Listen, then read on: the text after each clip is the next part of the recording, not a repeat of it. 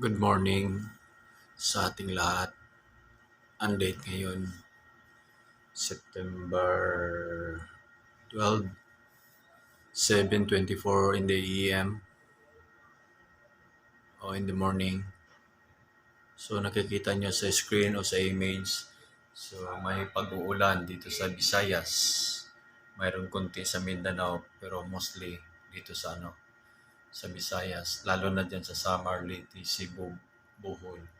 Malakas na yan, na ulan, may mga pagkulong.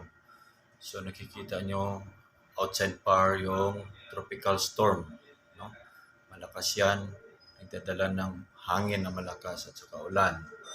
So ito yung niya, yung image natin nakikita. Basta pula, heavy rain yan, may mga pagkilat saka malakas na ulan. So dito pupunta sa sa Visayas. Merong konti sa Mindanao, hindi masyado. Pero halos lahat sa Visayas.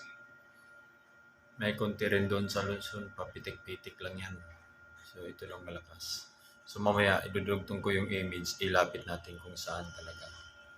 So ito sa another screen. So yun yung yung bagyo. Na si Bibingka. Ang pangalan niya Bibingka. Yun. Bibingka yun. Yun. Bibingka. So ito yung yan mga upagulan. Hatak. May ikot kasi yun eh. Okay, yun yung update ngayon sa umagang ito. So, idudugtong ko yung video. Titingnan nyo yung kadugtong ito na video kasi i-zoom natin sa lugar. Okay? Thank you. Okay, ito yung continuation ng video natin. So, kung nakikita nyo, saan banda yung ulan? Sa Surigao. Lakas na yan. Sa Leyte, Tacloban. Yan. Ito yung napakakapal na ulan. Saka ulap, may mga pagkulong. Malakas na ulan yan. Lalo na sa Tacloban. Sa araw na ito. Kasi po.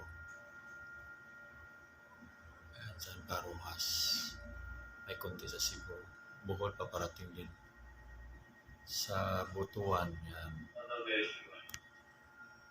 Okay, thank you for watching.